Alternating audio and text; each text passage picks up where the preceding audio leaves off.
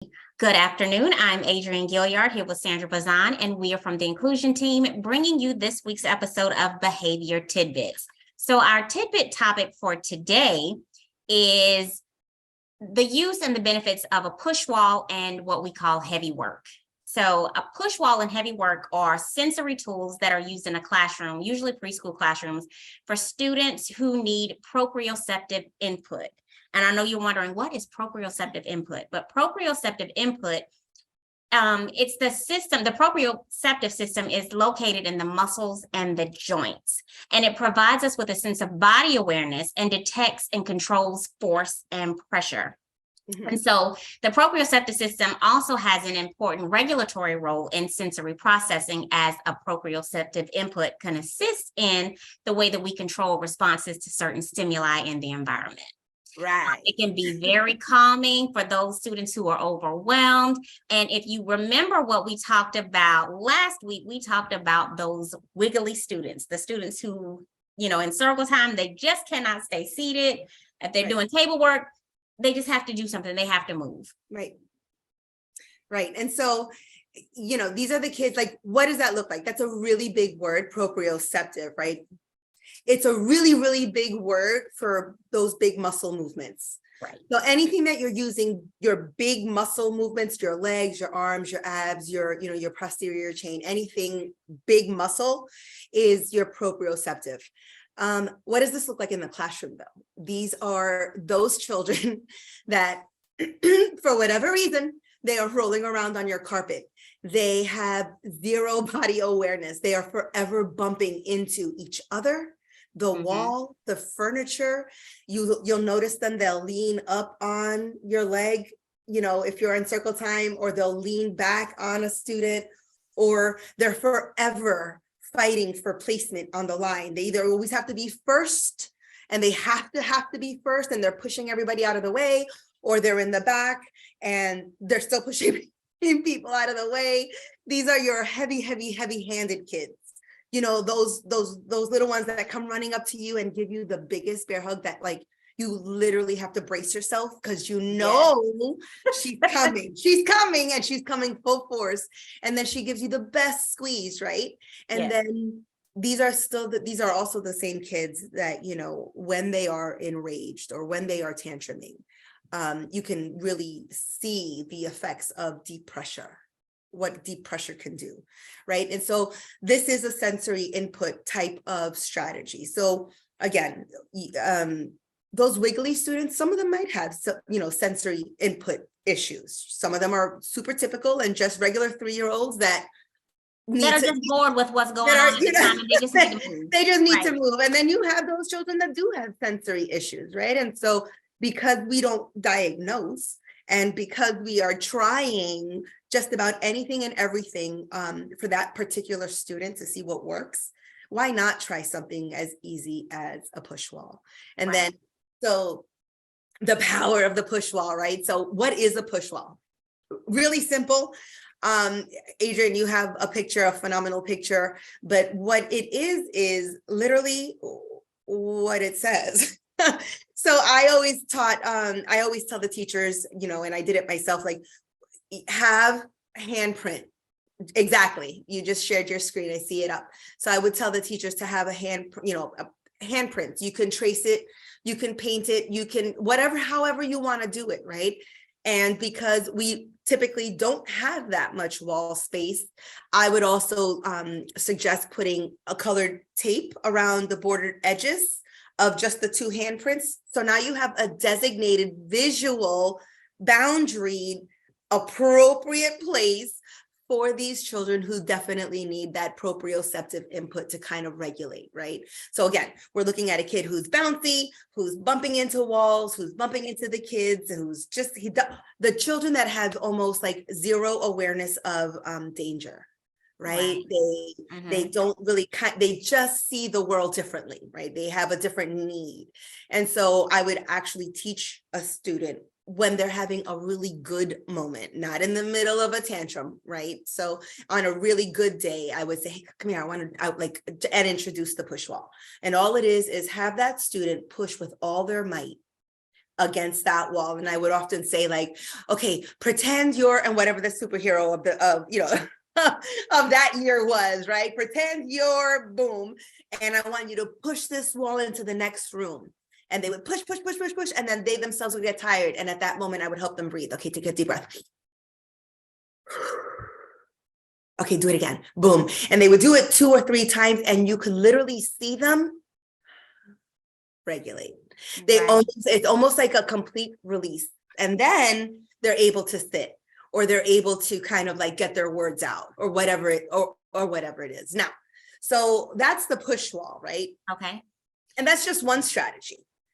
And right? I have another picture of another push wall that I want to share. That's a really good one.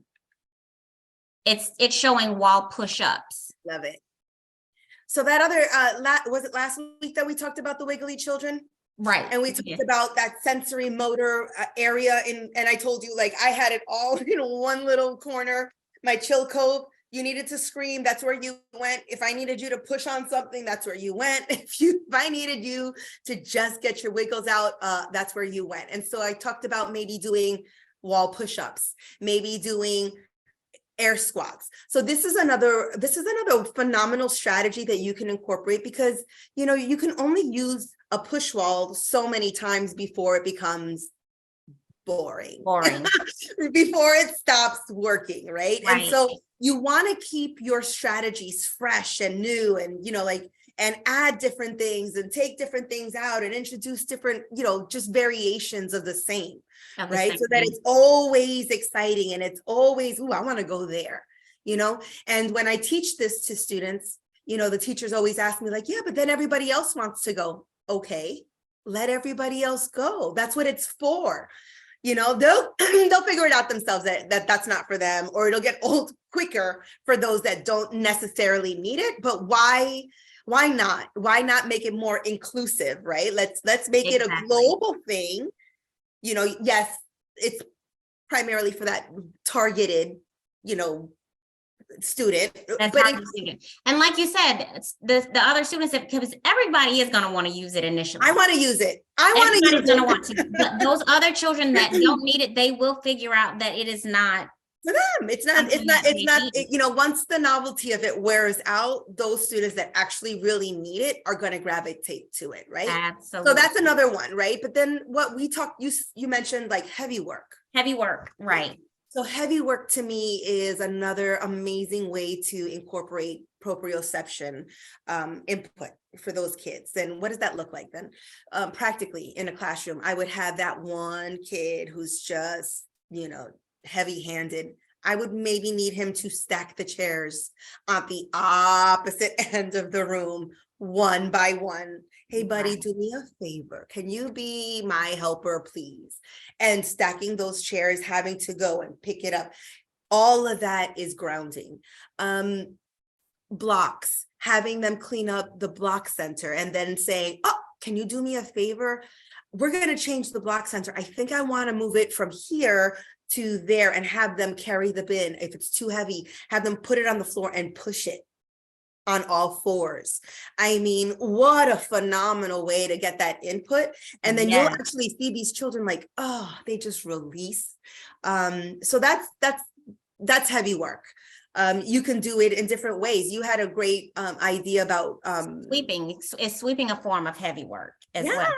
Yeah, like anything, putting away groceries. Like if we're talking about being at home, have that child help you put away groceries, or have them, I don't know, their laundry.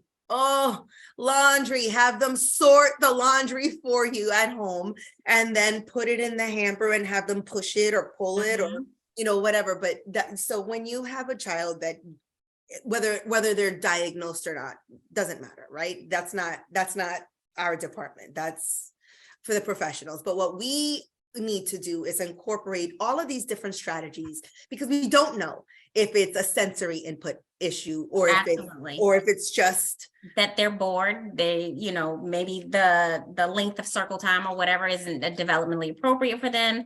It could be other things. That's for the typically developing child. Absolutely.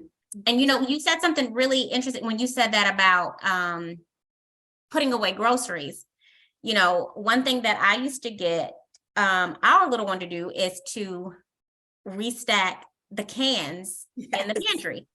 Yes. And he loved it. And I mean, and Absolutely. it was helping. It was helping him, you know, with his proprioceptive sensory input. Like Absolutely. it really You know, we was. can get really, really creative. We Mhm. really, really can. And, you know, and again, it's about changing that perspective that we have and not expecting our students to be, not arms folded, like just that's Cross applesauce. it's yeah, Right. that's not going to happen. And becoming more inclusive and bringing these strategies, but then being really intentional in how we introduce them, how we model them. Because let me tell you that when I was introducing that push wall, the Wonder Woman in me came like, and I pick up my hair. I mean, it's the best job in the world where you could just be the actress you always wanted to be in front of like your favorite little people, and they're getting a kick out of it, and you're teaching a life lesson. Like you're teaching, this is how okay, I feel better now. Who wants to help me? I need to talk about it. What better way to get that message out that it's okay that you need to push something, but figure it out. And this is where you do it. Absolutely. And when you're ready, I'm here for you. Come back. You're more than welcome in my circle time, and not see it as, oh, they're just avoiding.